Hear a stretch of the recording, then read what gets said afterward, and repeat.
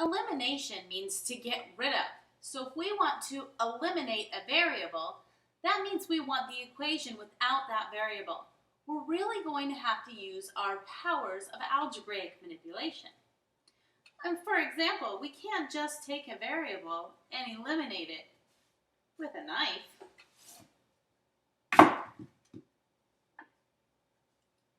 Or by eating it. That's good. It should be for a $50 apple. So we're going to have to find some new ways to eliminate variables using the power of the equal sign and addition. So in the last video, we were trying to figure out where cost equaled elimination.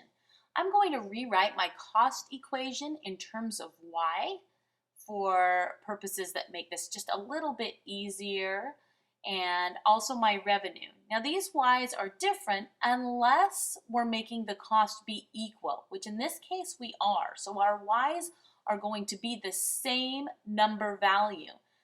X is equal to the number of books, and y is equal to money. And our amount of money we want to be the same. And so the y's in this case are going to be the same when we set them equal to each other.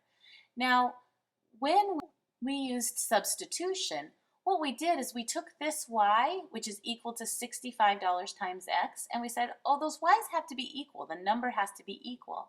And we substituted the $65 x from this equation into this equation. So we essentially manipulated it so that we only had one variable. And when we have one variable, it's easy for us to solve what that variable is.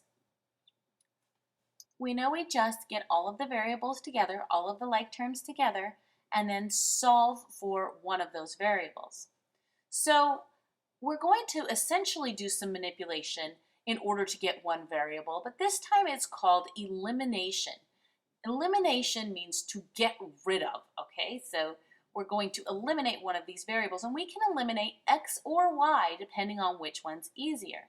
In our case, it's going to be y, and I'll show you why in a minute. Now, when we're using elimination, really we're using the power of the equal sign. The power of the equal sign lets us do all kinds of manipulation if we do the same thing to both sides of the equation. So that's what elimination is based on. If we take our first equation, we can add something to both sides as long as it's the same thing. So I can actually add another equation to it.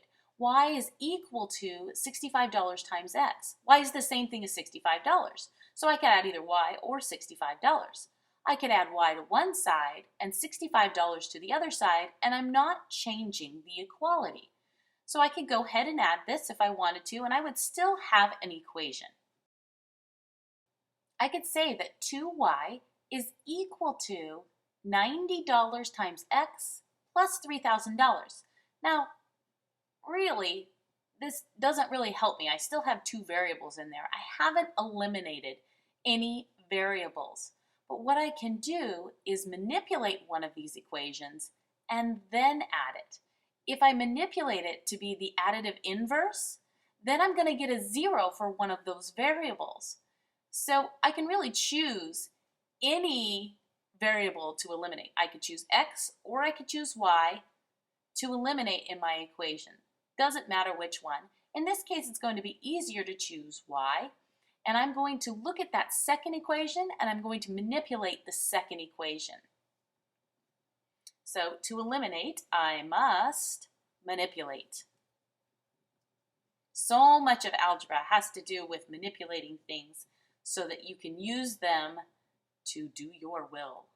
So I'm going to multiply this second equation by a -1 because I know then when I add it to the first equation, that's going to give me a -y right there. And when I add it to the positive y up there, I'm going to get 0 y's. So if I multiply this by a -1, I've got to do the same thing to both sides. And when I do that, I know I'm going to end up adding them. So I rewrite that first equation, the one that I'm not manipulating, and then I rewrite the second equation after I have manipulated it. So -1 times y is just -y, and I have to do the same thing to the other side. So negative 1 times $65 times x is negative $65 times x. And now I'm going to use that power of the equal sign. I can add those equations together and still get a true equation. Y plus a negative y, that's 0y, and 0 times y is just 0. And that's equal to negative $40 times x. And then I'm adding $0 plus $3,000, which is just $3,000. Now I can solve for x. All I need to do is isolate that variable, get it by itself so I know what 1x is. So I'm going to add a negative $3,000 to both sides, or you could think of it as subtracting $3,000. And I have negative $3,000 equals a negative $40x.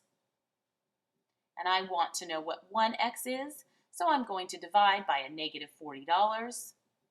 That's going to give me a 1x on that side, and divide this side by a negative $40. Well, I know a negative over negative gives me a positive, so that's just a 1. And dollars over dollars gives me a 1. I can divide both the numerator and the denominator by 10, and I end up with x equaling 300 over 4 once again. Now, if I do my division correctly, I should get x is equal to 75 books. So once I have this 75 books, I can figure out how much money my revenue and my cost is. Remember, it's the same. I could substitute it into either of those equations. I could actually use elimination again and try to eliminate my x variable. In this case, it's a little bit tricky. You could do it though. But I usually go back and substitute. And I find the easiest equation because I know both of those equations both of those lines cross, and I know that my y value is going to be the same for each of them. So I'm going to use my revenue equation, y equals $65 times x, and doing that multiplication, I again get $4,875. Remember, I'm not making that money. That's the same, my cost, it's costing me $4,875, and I'm making $4,875. So any more than that, and I would be any more than 75 books, and I would be making money. Now this is the third way to solve it. So we have graphing, we have substitution, and we have elimination to solve these types of problems. It's time to hit the waves, or the math books.